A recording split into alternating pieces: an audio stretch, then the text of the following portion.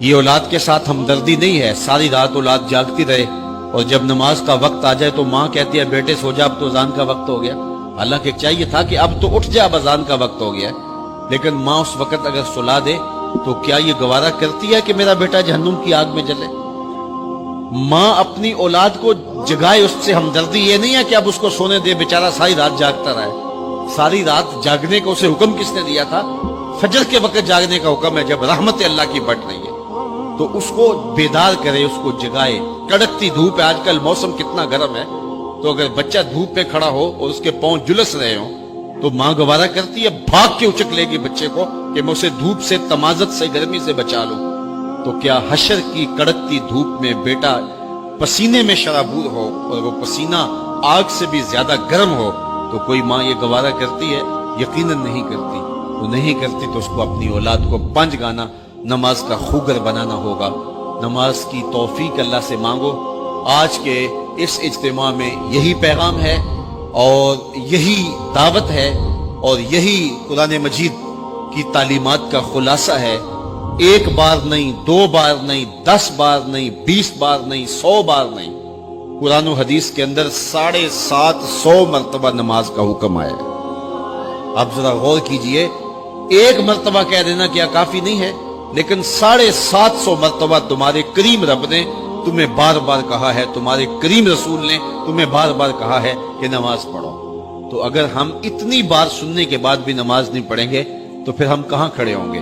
اور دوسری بات ہے کہ اتنی تاکید کی گئی ہے، اتنی تاکید کی گئی ہے، تو یہ کتنا بڑا جرم تھا نماز کا ترک کرنا کہ بار بار کہا گیا ہے۔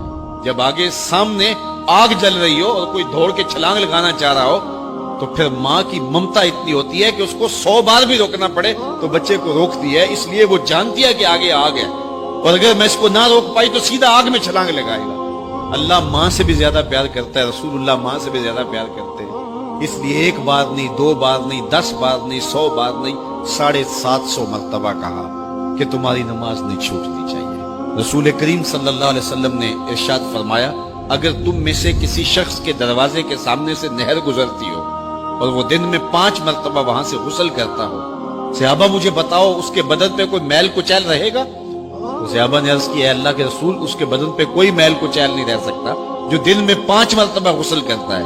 فرمایا یہ 5 نمازوں کی مثال ہے، جو 5 نمازیں پڑھتا ہے اس کے بدن پہ گناہوں کا میل نہیں رہتا ہے، اللہ اسے ستھرا کر دیتا ہے، اسے پاک کر دیتا ہے۔ ایک نماز سے لے کر دوسری نماز کا وقت، درمیان میں جتنا وقت ہے اس کے جتنے گناہ ہیں، دوسری نماز ان گناہوں کا کفارہ ہے۔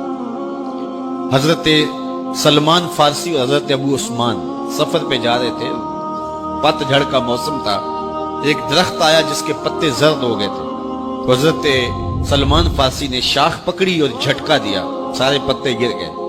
تو کہا، ابو عثمان تو نے مجھے پوچھا نہیں کہ یہ میں نے کیوں کیا ہے؟ حضرت ابو عثمان نے کہا، میں نے نہیں پوچھا، آپ بتائیں آپ نے ایسا کیوں کیا ہے؟ تو حضرت سلمان فارسی کہنے لگے، ایک دن میں رسول اللہ کے ساتھ تھا، سفر پہ تھا، ایسے ہی ایک درخت آیا جس کے پتے زرد ہو چکے تھے، حضور نے شاخ پکڑی، جنبش دی، جھٹکا دیا، پتے گر گئے۔ حضور نے مجھے دیکھا اور کہا، اے سلمان تو نے مجھے پوچھا نہیں کہ میں نے ایسا کیوں کیا؟ تو میں نے کہا، بندہ نواز آپ بتا دیں آپ نے ایسا کیوں فرمایا ہے؟ فرمایا، سلمان جس طرح میں نے اس شاخ کو جنبش دی اور اس پر کوئی بھی پتہ نہیں رہا، سارے گر گئے، جب بندہ نماز کے لیے کھڑا ہو جاتا ہے بدن کے سارے گناہ جڑ جاتے ہیں۔